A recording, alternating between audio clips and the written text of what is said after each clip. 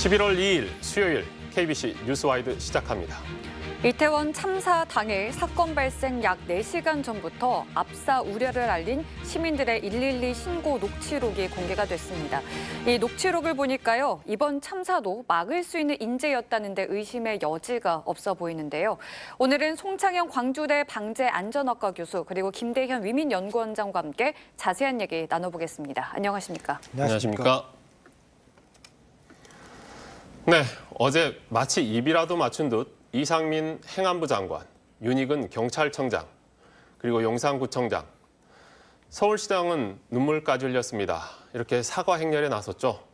녹취록 공개 때문에 어쩔 수 없이 한 사과라는 비난 여론이 큽니다. 참사 직후 정부가 보여줬던 반응 어떻게 됐었는지 먼저 보고 오겠습니다. 저희가 파악하기로는 그 예년의 경우하고 그렇게 물론 이제 코로나라는 게 좀 풀리는 상황이 있었습니다만은 그 전과 비교했을 때 특별히 우려할 정도로 많은 인파가 모였던 것은 아니고 통상과 달리 경찰이나 소방 인력이 미리 배치함으로써 해결될 수 있었던 문제는 아니었던 것으로 지금 파악을 하고 있고요. 이번 사고와 같이 주최자가 없는 자발적 집단 행사에도 적용할 수 있는 인파사고 예방 안전 관리 시스템을 마련해야 한다고 강조했습니다. 김대현 원장님, 네. 이 두 발언을 종합해 보면 불과 2, 3일 전에 했던 얘기예요. 이제 들어보니까 약간 자기네들이 사법적 책임을 받을까 싶어서 그걸 회피하려고 하는 회피성 발언 같아요. 어떻게 생각하십니까? 일단 그 초기에 대응 자체가 이 사고가 이제 정권의 보위 차원에 정권의 불똥이 뛸까 봐 이제 급급했던 것 같아요. 그게 아마 세월호 학습 효과가 있지 않았나 이제 이런 생각이 드는데 초기에 이제 면밀히 따지면 당시에 가나린 서울시 그리고 감내를 담당하는 용산구청에 과연 회의를 몇 번 했는가, 그리고 회의를 했다면 매뉴얼을 만들었는가, 그리고 경찰 역시 마찬가지로 과거 일본의 할로윈 축제 100만 명이 모였지 않습니까? 당시에 경찰들이 이 인간띠를 형성하고 학생회를 통해서 통제에 나섰던 거하고는 정말 그 극명의 차이가 나잖아요. 근데 이런 것들에 대해서 정권의 불똥이 튈까 봐 맞게 급급했다. 그러다 보니까 자꾸 병력이 많았냐 적었냐 이 논쟁으로 희소시켰다. 저는 그렇게 보고 있습니다. 교수님, 예. 교수님께서도 지난번에 출연해 주실 때도 하셨던 말씀이 이 용산구청장의 책임을 굉장히 강조를 하셨어요. 네. 근데 여기서 방금 대통령실에서 했던 멘트에도 그게 있습니다. 네. 주체가 없었다. 네. 그러면 용산구청장은 심지어 이게 주체가 없는 그냥 현상이었다라고까지 이야기를 했단 말이에요. 그러니까 정말 지금 슬픈 상황이죠. 우리가 그런 사실은 현행법상 그러니까 전체 국가 전체 컨트롤 타워는 대통령실이고 총리실이고 행정안전부가 맡고요. 그리고 실제로 이 재난관리법 체계상의 기초지자체와 17개 광역시도하고 228개 시군구청장한테 모든 그 구의 생명과 재산을 맡기고 있는 현행 법 체계입니다. 그러니까 그런 것들을 지금 빠져나갈 수가 없고요. 지금은 끊임없이 망자들한테 한없이 옷깃을 여미면서 용서를 구하고 저희를 표해야 할 시기에 지금 여야 정쟁을 하고 있는 이 자체도 저는 굉장히 슬프고요. 저는 이 반복된 이런 재난안전을 보면서 한 20여 년 재난안전을 하면서 왜 우리 사회가 이렇게 끊임없이 재난안전 사고가 날까? 밤새 고민 한번 해봤는데 일단 첫 번째는 원인 규명을 우리 사회가 너무 제대로 못하고 있다. 그러니까 저는 그 누구도 대통령실이라든가 총리실이라든가 감사원이라든가 검찰, 경찰, 국회, 여야 막론하고 누구도 눈치를 보지 않는 소위 얘기해서 정말 재난안전 전문가들끼리 그야말로 사고조사위원회라든가 아니면 사고재발위원회를 만들어서 정말 매우 눈으로 원인 규명을 해서 이것이 제도적으로 문제가 있는 것인지 우리 사회적으로 문제가 있는 것인지 아니면 조직이 문제가 있는 것인지를 파악해서 뭔가 바꿀 노력을 해야 되는데 끊임없이 이러한 지금 세월호 참사 같은 경우도 아직도 지금 명확한 원인도 못 들고 뭔가 대책도 안 세우고 있지 않습니까? 저는 이러한 우리 사회가 분노와 무지의 반복 사회, 재난이 생기면 온 나라가 일주일 동안 분노했다가 일주일만 지나가 버리면 그냥 나 몰라라 저는 이런 사회를 좀 분노와 무지의 반복 사회를 좀 끊어줘야 되겠다. 저는 그런 생각을 합니다. 네, 앞서서 이제 교수님께서 뭐 사과와 용서에 대해서 말씀을 해주셨지만 사실 애초부터 사과가 먼저 나왔어야 됐죠. 그런데 계속 사과를 하지 않고 주체자 없는 행사라고 이제 벽을 세워놓고 그 뒤에 숨어 있다가 갑자기 일제히 사과를 하기 시작했습니다. 그래 그 이후에 112 신고 녹취록이 나왔단 말이죠. 이것이 어떻게 생각하십니까? 제가 기억하기로는 이제 31일 날, 3일째 되는 날, 미국 하원 의원의 조카가 사망했다는 기사가 나왔어요. 그리고 일제히 미국 언론에서 정부 책임론이 대두가 됐습니다. 그러고 나서 바로 112 녹취록이 공개된 건데요. 지금 정부에서는 자꾸 책임 회피성 발언을 하다가 외신뿐만 아니라 미국에서 특히 이제 우방국이었던 미국에서도 정부 책임론과 후진국경 참사라는 기사들이 나오면서 이 사과에 이제 불을 붙이지 않았나 이런 생각이 들고요.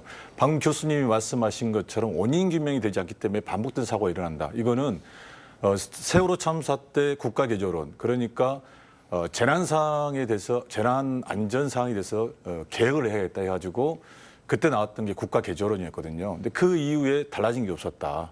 그러게 본다면 정확한 원인 규명과 책임 소재가 분명해야만이 이후에 이런 것들 막을 수 있지 않느냐 생각이 드는데 이 자체를 지금 항상 막고 있다는 거잖아요. 이번 참사에도 마찬가지로. 저는 지금 우리 사회가 좀 죄송한 얘기인데 주제하고 맞는가 모르겠습니다만 저는 이제 이 재난 안전을 오래 하면서 우리 사회가 너무 황금 만능주의에 매몰된 것은 아닌가. 그야말로 사람 냄새가 없어지는 지금 이 현 상황은 돌아가신 이 망자들한테 한없이 옷깃을 여며야 되는 거 아니겠습니까? 지금 5천만 국민이 전부 다 죄인 아닙니까?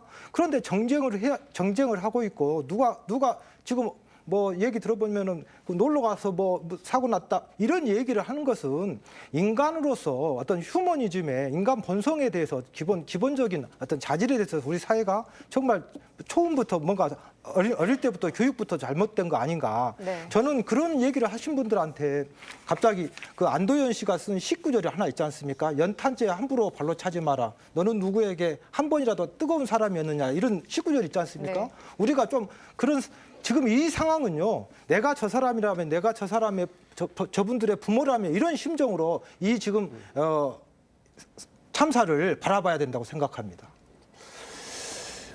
사실 이제 사태 수습 말씀해 주셨지만 첫날 대통령도 그랬고 사태 수습을 우선하겠다고 했어요. 그리고 5일까지를 국가 애도 기간으로 정했습니다.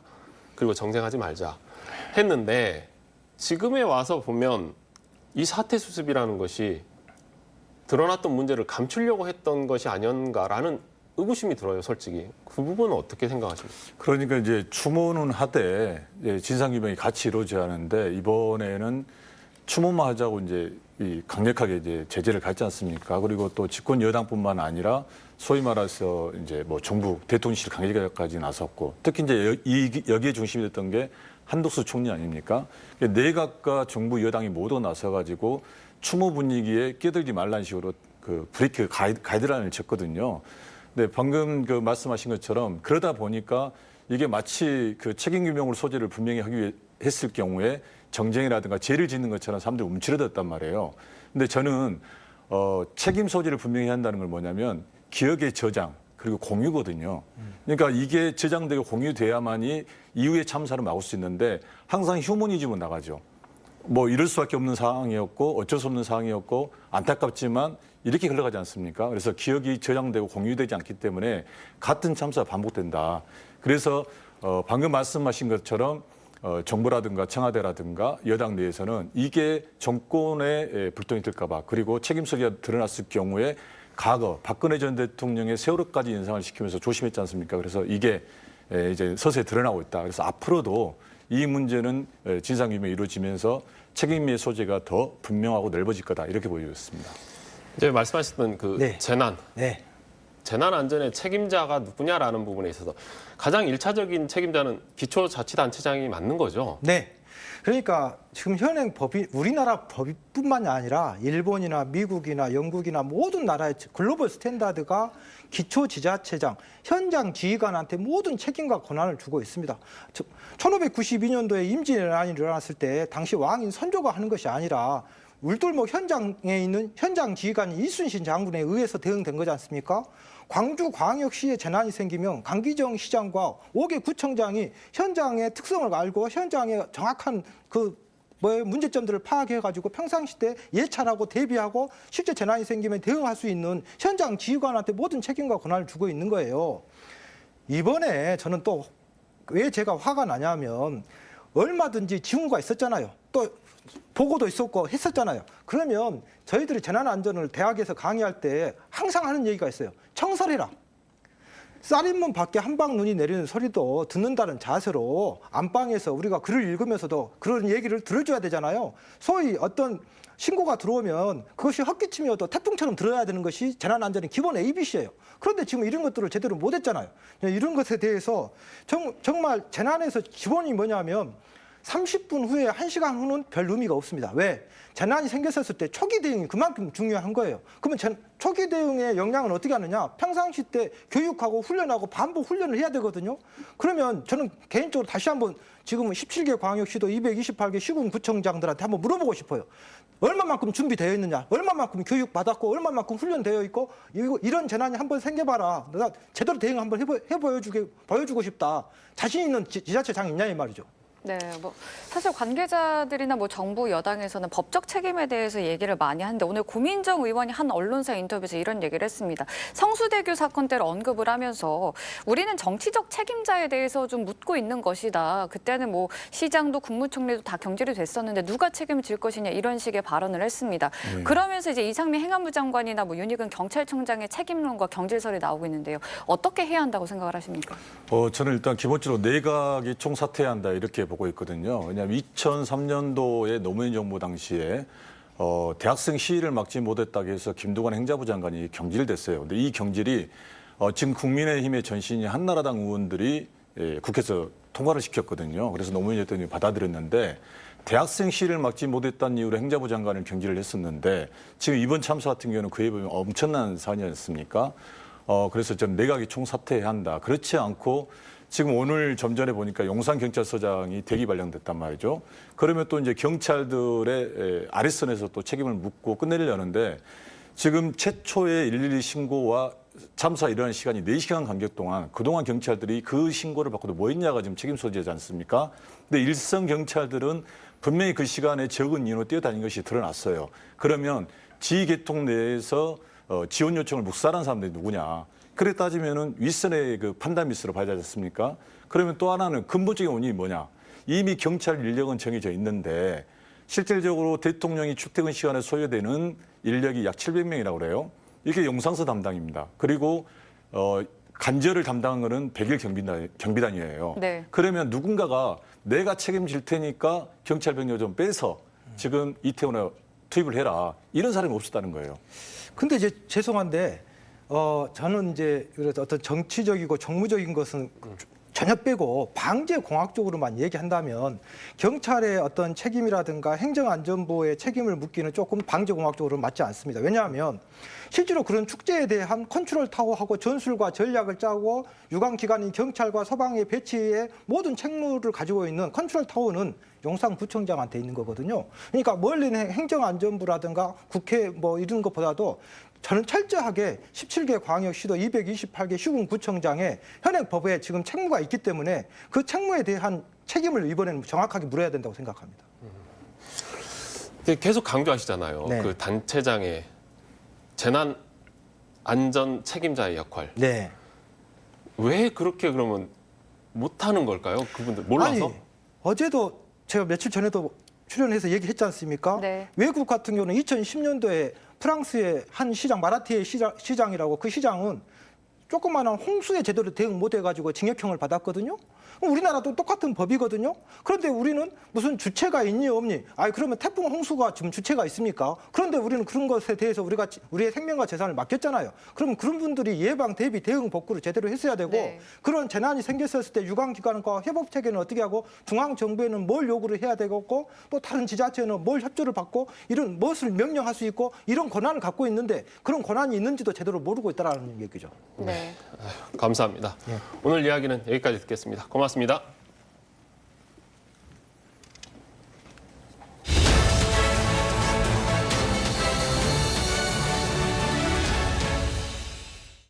서울광역방송센터입니다. 여의도 초대석 나경원 저출산고령사회위원회 위원장 겸 기후환경대사 스튜디오에 모셨습니다.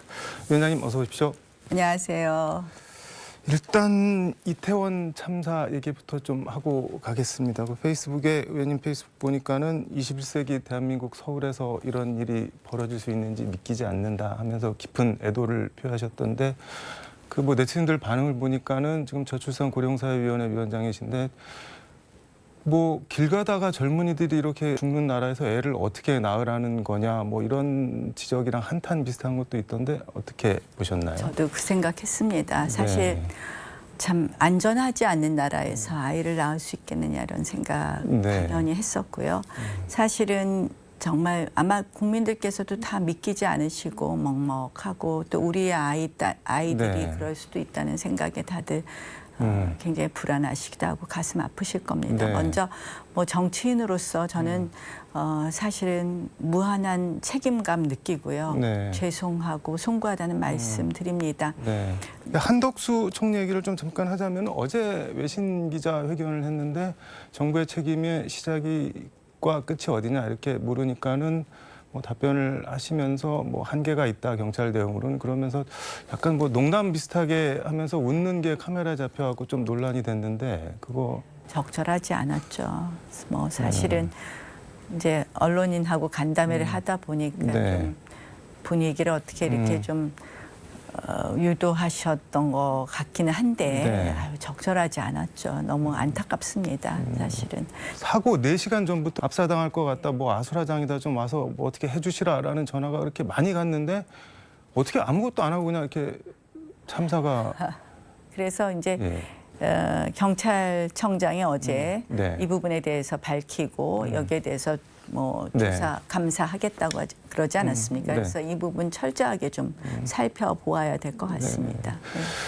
그 뭐 윤석열 대통령도 말씀하신 것처럼 철저히 조사해서 뭐 엄정하게 처리하라라고 지시를 했는데 이게 뭐 이제 형식이 어떻게 됐든 국민들이 상당히 분노하고 뭐 허탈해하고 상실감도 느끼고 있는데 대통령이 좀 이렇게 어떤 위로나 사과의 말씀 같은 거를 좀 하셔야 되지 않을까 싶은 말들도 있는데 어떻게 보시나요? 대통령께서 사실은 사고가 나자마자 사고 수습을 지휘하시고 네. 지금까지 행보 자체가 사과의 표현 아니었을까 하는 생각을 합니다. 뭐 시청 앞도 네. 갔다 오시고 네. 이태원도 다녀오시고 정말 대통령께서는 사고 이후에 수습 과정이나 지금까지의 보여주신 행보 자체가 네. 그런 모습이었다고 보이고요. 아마 일정 시점이 되시면 국민들 앞에 서서 정중히 사과하시지 않을까 이렇게 생각합니다. 그럼 명확하게 좀 뭐 이렇게 말씀을 하시는 게 필요하다고는 보시나요? 어떻게? 뭐 네. 사실은 지금 말 한마디 뭐 송구하다 죄송하다는 말씀으로 국민들께 위로가 될까요? 저는 또 그런 생각도 합니다. 그래서 아마 그런 시기 또 여러 가지 어떤 그냥 사과한다는 것보다는 네. 앞으로의 뭐 수습은 어떻게 하겠고 이런 거에 대한 조금 더 정리가 된 다음에 하시지 않을까 네. 이런 생각을 해봤습니다. 알겠습니다. 이 말씀은 여기까지 하고 저출산고령위원회 부위원장 10월 14일 위촉을 받으셨는데 뭐 저출산 고령사회 탈출 없이는 대한민국의 내일이 없다는 각오로 일을 하겠다 이렇게 말씀을 하셨는데 그 위원회 소개랑 뭐 어떤 역할을 하는 건지 좀 말씀 부탁드리겠습니다. 저출산고령사회위원회는 네. 위원장이 대통령이시고 네. 부위원장을 제가 이제 맡게 되었습니다. 네. 그래서 사실은 7개 부처 장관께서 당연직 위원으로 왔고 기본적으로는 심의기구인데요. 네. 대통령께서는 집행기구처럼 일을 하자 이런 말씀을 하셨습니다. 네. 왜냐하면 저출산에 관한 대책은 네. 단순히 보건복지부에서 할 만은 아니고요. 네. 이것이 어떻게 보면 생애 주기 전반에 걸쳐 있다고 볼 수 있거든요. 네. 그래서 사실 주택, 일자리, 뭐 보육, 교육 그리고 전반에 노인의 걸쳐서, 예. 뭐 연금 문제라든지 이런 것과 전부 연관이 되기 때문에 네. 실질적으로 한 개 부처에서 해결할 수 없는데 이런 것을 조율해서 정말 출산율을 제고하고 네. 고령 사회에 대한 대응을 제대로 하자 이런 취지십니다. 그래서 저는 사실은 이 뭐 저출산에 대한 대책이 그동안 잘못됐던 것이 마치 아이를 낳는 것이 애국이고 그것이 도덕적 책무고 그러면서 네. 아이를 낳으라고 강요만 하지 않았느냐. 저는 아이를 낳는 것이 네. 고난의 시작이 아니라 행복의 시작, 고난 끝 행복 시작으로 그거는 만드는 직접 만드신 말인가요? 아니면 어디서 제가 만든 차용을 겁니다. 고난이 아니라 행복의 시작이다. 네, 그렇게 될 수 있도록 우리가 스웨덴 모델에서 조금 차용할 네. 수 있는 부분은 아이를 낳으면 일자리가 보장이 되고 아이를 네. 낳으면 주택이 주어지고 뭐 이러한 정책들이 좀 있습니다. 그래서 우리가 아무리 노력해도 2100년이 되면 정말 우리 출산율이 갑자기 뭐 둘이 네. 만나서 2명 낳지 않는 한 3천만 명의 인구가 날아가게 돼 있습니다. 지금 5천만 명 대한민국이 2100년에 2천만 명 대한민국 된다는 거 한번 상상해 보십시오. 그게 대한민국이 유지가 가능한 건가요? 그래서 저는 이렇게 되면 대한민국이 지속 가능하지 못하다. 네. 그래서 이제는 예민한 이슈들에 대해서도 테이블 위에 올려야 된다. 출산율을 높이는 것뿐만 아니라 네. 이민 문제는 과연 어떻게 할 것이냐부터 시작해서 네. 또 출산율을 높이기 위한 전통적인 방법만으로는 안 되고요. 또 이와 함께 고령 인구가 늘어나는데 그러면서 우리가 사실 생산 가능 인구는 줄어들거든요. 네. 경제 활동을 할 수 있는 인구가.